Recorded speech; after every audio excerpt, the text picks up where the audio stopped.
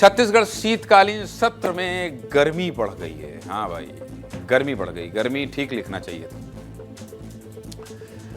छत्तीसगढ़ विधानसभा 3070 के शीतकालीन सत्र की शुरुआत हो चुकी है और पहले दिन से ही विधानसभा का टेम्परेचर बहुत हाई देखने को मिल रहा है। जिस तरह से पुराने विधानसभा के कुछ सत्रों में सदन का मिजाज गर्म रहा है, वैसे ही इस बार भी सदन में हंगामा देखने को मिल रहा है। रविवार को नए विधानसभा भवन में शीतकालीन सत्र की शुरुआत हुई।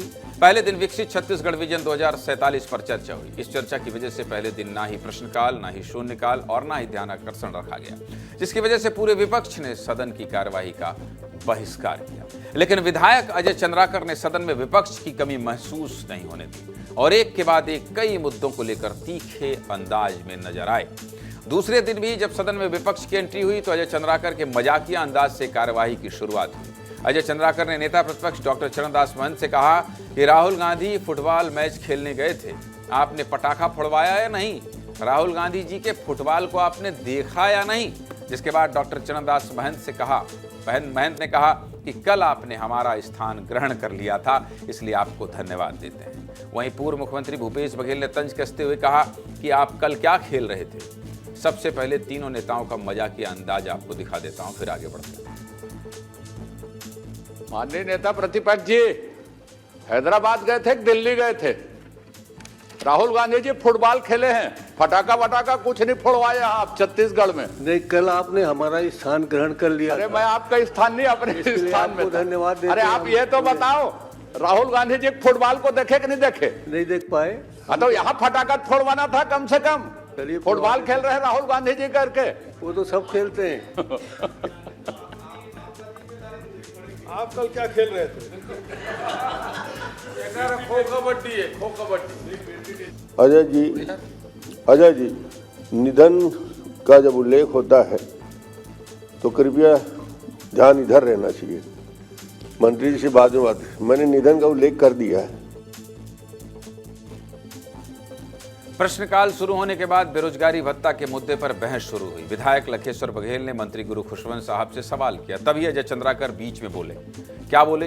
उन्होंने कहा, कांग्रेस पर तंज कसते हुए कहा कि बेरोजगारी के विशेषज्ञ भूपेश बघेल जी हैं। उमेश पटेल का नाम लिया शायद उन्होंने, जो 5 सालों तक मेरा जवाब नहीं दे पाए। उमेश पटेल का जिक्र किया। इसको लेकर विधायक उमेश पटेल ने कहा कि मेरा नाम मत बिगाड़िए, मेरा नाम उमेश पटेल है। अच्छा, उन्होंने भूपेश पटेल, उमेश बघेल नहीं है। ये सुनते ही अजय चंद्राकर ने तुरंत सॉरी बोल दिया। जरा ये हंसी मजाक और तंज भी देख लीजिए। लखेश्वर जी, बेरोजगारी, उसकी संख्या, उसका पंजीयन, उसके विशेषज्ञ हैं उमेश बघेल जी। 5 साल में वो मेरा उत्तर नहीं दे पाए थे। पिछले घुमा बोलते थे, तो आप जानकारी ले लो उनसे। अभी तो पूछ लीजिए। अरे जानकारी उनके पास उपलब्ध है कि नहीं, एक बार पूछ तो लीजिए। ये जानकारी तो आप ही दे दो उनको। बस आपको मुंडी ऐसा करना है, एक बार पूछ लीजिए। जो 5 साल घुमाते थे ना, उस दे दो आप। तुम्हारा उत्तर 2047 में मिली, 2047 में। अध्यक्ष महोदय, कांग्रेस के कार्यकाल में उमेश बघेल जी बेरोजगारों का पंजीयन ही नहीं करते थे। सबसे पहले इनको बोलिए मेरे नाम को मत बिगाड़े वो। और अगर नहीं आ रहा है, कागज दिखा सकता हूं मैं, कागज अभी। अजय जी, उनकी आपत्ति दूसरा है। वो बोल रहे हैं कि उनका नाम बिगाड़ के बोल रहे हैं आप नाम सही बोलिए। ये बोल रहे हैं। अच्छा, उमेश बघेल नहीं, उमेश पटेल, सॉरी, उमेश पटेल। चलिए आप। अच्छी बात है, सदन में हंसी मजाक भी होते रहना चाहिए। हालांकि इस तरह का लाइट माहौल ज्यादा देर तक नहीं रहा। जब मंत्री गुरु खुशवंत साहब ने सवालों का जवाब देना शुरू किया तो अजय चंद्राकर बीच में बोलने लगे। इसके जवाब में पूर्व सीएम भूपेश बघेल ने कहा कि अजय जी, आपसे नहीं पूछ रहे हैं, आप मंत्री नहीं हैं। फिर थोड़ी देर बाद सत्ता पक्ष के विधायक और विपक्ष के विधायकों में तीखी बहस शुरू हो गई और विपक्ष ने नारेबाजी करते हुए सदन का बहिष्कार कर दिया। जरा विपक्ष का हंगामा भी आपको दिखा देता हूं, देखिए। बंद नहीं हुआ है तो दे क्यों नहीं रहे? अरे हम तो कम से कम बेरोजगारी पंजीयन कर रहे हैं। अरे भैया, आपसे नहीं पूछ रहा हूँ, आप मंत्री नहीं हो। इनको बोल रहा हूँ भैया, मैं प्रश्न करने नहीं भैया, मैं प्रश्न, वो आगे बढ़ गए दादा। मैं मंत्री जी से ये पूछ रहा हूँ, जब योजना बंद नहीं हुआ है तो दे क्यों नहीं रहे? सरकार आने के बाद इसको ऑनलाइन किया, ई रोजगार पोर्टल किया। माननीय अध्यक्ष महोदय, ये जिसमें झूठ बात आ रहे है। हैं। माननीय उसके बाद अध्यक्ष हमने महोदय, रोजगार ऐप भी ऑनलाइन की बनाया प्रक्रिया है। हमने शुरू की है।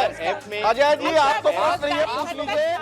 बेरोजगारी की परिभाषा आपने क्या किया? मेरे पास अभी दस्तावेज है, आपने अप्रूव नहीं किया, आपने ठगा गलत बात कर रहे हैं। आपने युवाओं को शुरू नहीं किया, आपने रोजगार नहीं दे पाए। बेरोजगारों के साथ धोखा है और इसलिए हम सदन से बहिष्कार करते हैं। बेरोजगारों को बेरोजगारी भत्ता देना होगा। 5 साल में कितना दिया है बताते जाओ भाई। अरे घड़ियाली आंसू रोना बंद करो, करना बंद करो। घड़ियाली आंसू रोना बंद करो। विपक्ष के बाहर जाते ही विधायक अजय चंद्राकर दोबारा अपने अंदाज में आ गए। अजय चंद्राकर ने पहले एक सरकारी योजना पर मंत्री रामविचार नेताम से सवाल किया, जिसके जवाब में रामविचार नेताम ने कहा कि माननीय हमारे विद्वान सदस्य, इनकी ख्याति दूर दूर तक फैलती रही है। सब कुछ बोल सकते हैं आप, लेकिन अजय चंद्राकर की विद्वता पर कोई नहीं बोल सकता। इसमें कोई शक नहीं है कि अजय चंद्राकर के पास अगर कोई बैठेगा, कितना भी बड़ा विद्वान होगा, उसको आनंद जरूर आएगा। इसको लेकर अजय चंद्राकर ने कहा कि विस्तार से मत बताइए, आप सीनियर नेता हैं, मुझे पता है कि आप कहां लेकर जा रहे हैं। सुनिए जरा, ये भी सुनिए। अध्यक्ष महोदय, माननीय हमारे विद्वान सदस्य जो हाँ अपने इनकी ख्याति दूर दूर तक फैलती रहती है, इन सब मंत्रालयों के माध्यम से मैं खड़ा हूं भाई। आप को मैं समझ रहा हूं। नहीं सुनिए, मैं उत्तर दे रहा हूं। अध्यक्ष महोदय अगर व्यवस्था नहीं देंगे, अब बताइए। अध्यक्ष महोदय, मैं वो आ रहा हूं, समझ रहा हूं पूरी तरह। मैं आ रहा हूं। सीनियर आदमी है, मैं जानता हूं कहां ले जा रहे हैं मुझको। मुझे माननीय अध्यक्ष महोदय, मैंने एक छोटी सी बात कही, तो मैं छत्तीसगढ़ विस्तार से बात करते विस्तार से नहीं, मैं तो छोटी से चाहिए मैं मेरी बात आ जाए, मैं विस्तार से करते अरे हुए मेरे को विस्तार आप- में नहीं चाहिए ना। मैंने इतने ही कही कि छत्तीसगढ़ में कौन कौन से विभागों ने मंत्रालय बता दिया। चलिए मैं आगे बढ़ जाता हूं। इसके बाद सिकल सेल की राशि पर विधायक अजय चंद्राकर ने सवाल किया। फिर जवाब से संतुष्ट न होने के बाद मंत्री रामविचार नेताम को आंकड़ों में सुधार के लिए कह दिया। तथ्यों में अजय चंद्राकर को कोई पीछे नहीं कर सकता। इस दौरान मंत्री रामविचार नेताम ने मजाकिया अंदाज में कहा कि कल आप बहुत कुछ बोल रहे थे, जिस पर सभी लोग हंसने लगे। यह देखकर नेता प्रतिपक्ष ने कहा कि आप दोनों सीट बदल लीजिए। अजय चंद्राकर और किसी मंत्री के बीच की बातचीत भी आपको सुना देता हूं, सुनिए। प्रथम वर्ष का बता दीजिए और कितने लगे हैं, और लक्ष्य पूर्ति नहीं हुई तो उसका कारण क्या है, और नहीं बताए हैं, आपको जानकारी नहीं है तो वो भी स्वीकार कर लीजिएगा कि ड्रिप स्प्रिंकलर के बारे में नहीं है जानकारी कर। सर सुधार लीजिए आप। अब सिकल सेल एनीमिया सीओसी के लिए आपने 60 लाख रुपया दिया है, आप परिशिष्ट देख लीजिए। सीओसी के लिए 60 लाख दिया है, एनीमिया के लिए 2 करोड़ दिया है। पत्र दे देता हूं आपको, तो आप बता दीजिए उसके बारे में क्यों जानकारी नहीं दी गई, शामिल है कि नहीं है। आप सीट बदल लो ना एक दूसरे की जगह। कार्यवाही करिए। अध्यक्ष महोदय, इन दोनों की सीट बदल दें। अभी मैं शून्यकाल में बोलता हूँ ना। सीटें की लड़ाई है साहब। एक मिनट बाकी है। सरकार आपने खर्च, आपको जानकारी ही नहीं दी गई है परिशिष्ट में उसकी। मैं उसको बोल रहा हूँ, पर जानकारी नहीं दी गई है, ऐसे लोगों पर कुछ करिए। यही तो मैं कल बोल रहा था। वैसे तो आप बहुत कुछ बोल रहे थे। तो आप कोई कार्रवाई नहीं करेंगे, आपको जानकारी नहीं दी गई है। प्रश्नकाल समाप्त। विधानसभा के पहले दिन की तरह दूसरे दिन भी अजय चंद्राकर ही सुर्खियों में रहे, क्योंकि अपने अलग अंदाज से अजय चंद्राकर लगातार शीत सत्र में तापमान बढ़ाते नजर आ रहे हैं। और जैसा अभी चल रहा है, उसे देखकर लगता है कि जब तक विधानसभा चलता रहेगा, अजय चंद्राकर हाई वोल्टेज सवालों की बौछार करते रहेंगे। आखिर अजय चंद्राकर के मन में चल क्या रहा है, ये जानना चाहते हैं आप? चलिए उन्हीं से पूछ लेते हैं। बहुत बहुत स्वागत है अजय चंद्राकर जी विस्तार न्यूज में आपका। विस्तार न्यूज और विस्तार, आपने आज इतने बार विस्तार का जिक्र किया तो मुझे लगा कि सीधे आपका ही रुख कर लेता हूं। आप इतने फायर क्यों हैं भाई? आप सबको डरा के रखे हुए हैं, जिस मंत्री को देखे उसी पे सवाल दाग दे रहे हैं। What is the reason behind it? Angrezi में।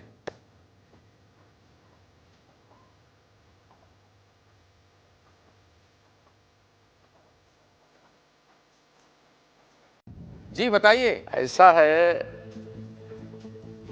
ज्ञानेंद्र जी, मैं बहुत स्वाभाविक चीजें पूछता हूं भाई। अब कोई उत्तर देगा या नहीं देगा या क्या समझेगा, तो इसमें मेरी क्या गलती है? आप तो मेरी हर बात को फायर ही बना देते हैं।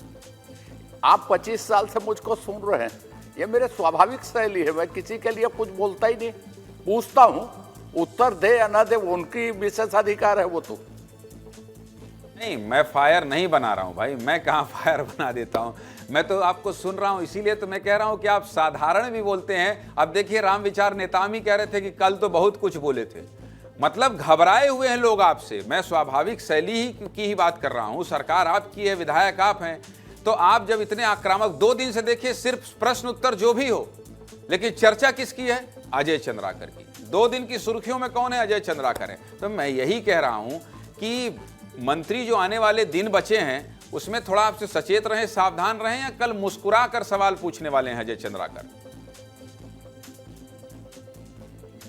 मैं हमेशा मुस्कुराता हूं, जो मेरा स्वर है वो स्वाभाविक स्वर है, मैं कभी उत्तेजित नहीं रहता। मेरा एक सवाल और है, इसलिए एकदम मुस्कुरा के जैसे मेरा एक सवाल और है, ये बताइए, मंत्री आपको जब लॉबी में मिलते होंगे या तो फिर कहीं उनके केबिन में आप बैठते होंगे, और आप वैसे भी सत्संगी हैं, आप जब तक 2-4 लोगों के साथ बैठ के दरबार ना करें आपको भी ठीक नहीं लगता है, हाल चाल सबका जानते रहते हैं, तो मंत्री आपसे कहते तो नहीं है पीछे कोने में कि भैया सुनो ना, हमारे विभाग में थोड़ा ज्यादा मत रगड़िएगा? ईमानदारी से बताइएगा, इस तरह की बात तो आपके पास प्रस्ताव लेकर आते होंगे वो लोग जरूर।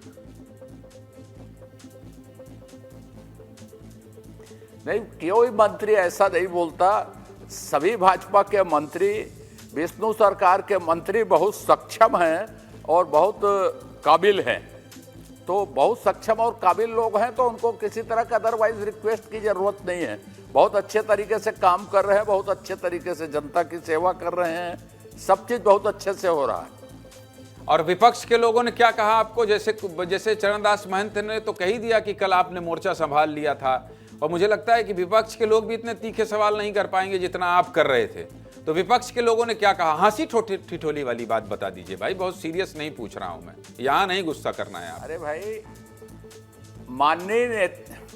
माननीय नेता प्रतिपक्ष वो तो धीमी गति के समाचार हैं, उनके रहने या नहीं रहने से कोई फर्क पड़ता नहीं है।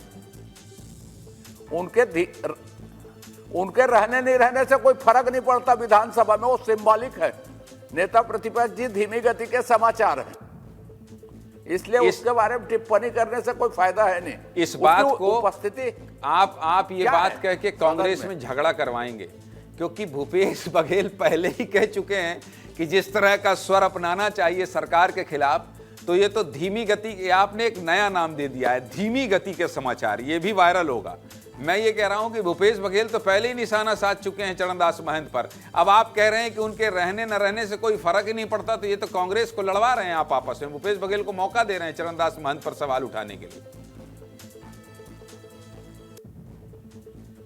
अरे मैं लड़वा नहीं रहा हूं, तो लड़ ही रहे हैं, वो तो एक दूसरे खून के प्यासे हैं। आपने देखा होगा मस्तूरी में गोली चला रहे हो, तो लड़ना तो उनके डीएनए में है, मैं कहां लड़वाऊंगा?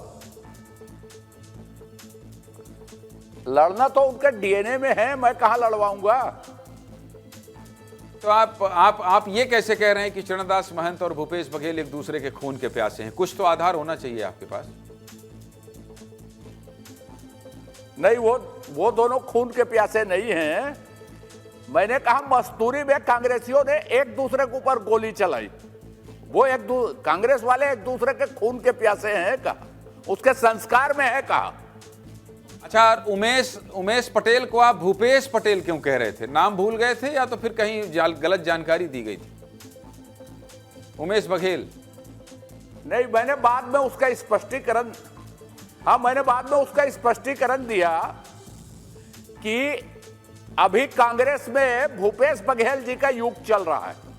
पहले पटेल युग चल रहा था, फिर भूपेश बघेल जी का युग है, इसलिए स्वाभाविक तौर पे भूपेश बघेल जी का नाम आ जाता, बघेल शब्द आ जाता है। महंत जी का यदि युग चलेगा तो मैं महंत बोल दूंगा, ये कहा मैंने, लेकिन महंत जी का युग ही नहीं है। फिर आप बड़ा सवाल उठा रहे हैं। महंत जी नेता प्रतिपक्ष हैं भाई, सदन में वो विपक्ष के नेता हैं, और आप कह रहे हैं कि वो धीमी गति के समाचार हैं, उनका युग ही नहीं है। आखिर क्यों लगता है कि महंत जी की कोई स्थिति ही नहीं है विधानसभा में? आपको क्यों लगता है ऐसा? भाई ठीक है माना कि वो आपके बराबर तेज तर्रार नहीं है, लेकिन अपनी बात तो कहते ही हैं, धीमे स्वर से ही सही।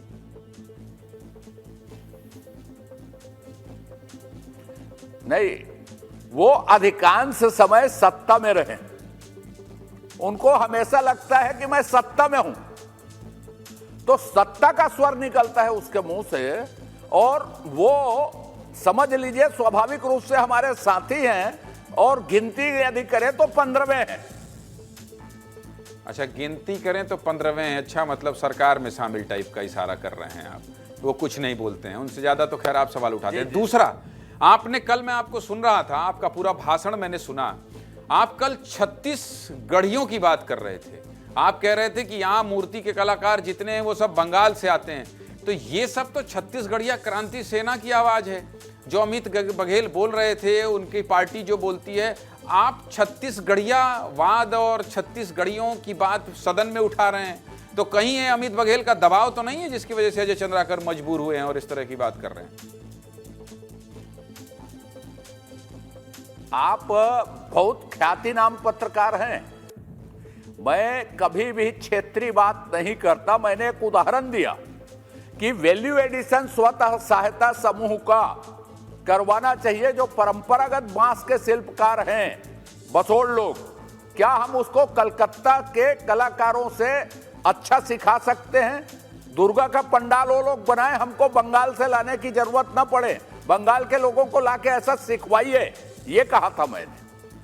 अच्छा ठीक है, मैं अपनी बात करेक्ट कर लेता हूं। दूसरी बात अजय जी, एक देखिए, हम आप एक पत्रकार नेता के संबंध तो हैं ही, हम दोनों बहुत भाईचारे वाला भी संबंध है। ईमानदारी से बता दीजिए कि जो विभाग का सवाल, जी बिल्कुल, जो जिस विभाग का सवाल लगा हो, उस विभाग के मंत्री को किस तरह की तैयारी करके आना चाहिए अजय चंद्राकर को जवाब देने के लिए? मंत्री किस तरह की तैयारी करके आए, अधिकारी किस तरह की तैयारी करवाएं? देखिए, मेरे ख्याल से सब काबिल लोग हैं, लेकिन जिस चीजों में प्रश्न लगता है उनके हर पहलू तक को जानना चाहिए। उसके कार्यक्रम के स्वरूप को, उसके क्रियान्वयन के स्वरूप को, उसके अच्छे इम्प्लीमेंटेशन को या गलत इम्प्लीमेंटेशन को, और उसके जिम्मेदार लोगों को, उसके पड़ने वाले प्रभाव पर, परिणाम पर, ये सब में यदि नजर रखेंगे तो कोई माननीय मंत्री कभी नहीं उलझेंगे। यदि सिर्फ फीडबैक में रहेंगे तो उलझेंगे ही।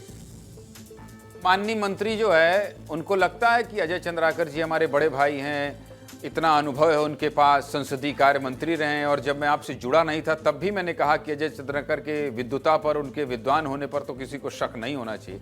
ये कभी आपसे पूछने आते हैं कि थोड़ा बताइए भैया कैसे करें, थोड़ा बताइए इस विभाग में कैसे किया जाए, इसको क्या आपसे पूछ सलाह वाला लेते हैं कि नहीं लेते हैं? नहीं, मेरे से सलाह लेने की जरूरत नहीं है किसी को। सक्षम लोग हैं, मैं बार बार इस बात को कह रहा हूं, उनका दृष्टिकोण है, उनका अनुभव है, सक्षम लोग हैं, प्रशासन उनके हाथ में है और सब चीजें हैं। इसलिए यदि कभी कोई पूछे और मुझे उसकी जानकारी होगी तो जरूर दूंगा। उससे पार्टी का हित होगा, सरकार का हित होगा। अच्छा, पार्टी और मुख्यमंत्री विष्णुदेव साय जी ने नहीं कहा आपको कि चंद्राकर जी थोड़ा कूल डाउन, इस टाइप का कुछ नहीं कहा गया? अरे मैं कूल डाउन ही रहता हूं, वो मेरा स्वाभाविक स्वर है।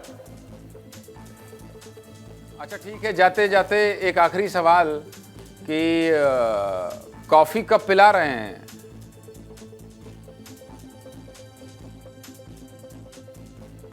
अरे पंडित जी, आपके लिए काफी ही काफी, अभी पिला देंगे, चलिए आ जाइए। चलिए ठीक है, बहुत बहुत प्रस्तोता है, उसको खत्म कर लीजिए, आ जाइए। जी जी ठीक है, बहुत बहुत धन्यवाद आपका जुड़ने के लिए और बेबाकी से अपनी बात रखने के लिए। और हम जानते हैं, जितना आपको जानते हैं, आपका अंदाज यही है, नो डाउट आपका अंदाज यही है। बहुत बहुत धन्यवाद अजय चंद्राकर जी। तो अजय चंद्राकर से बातचीत करने में बहुत आनंद आता है।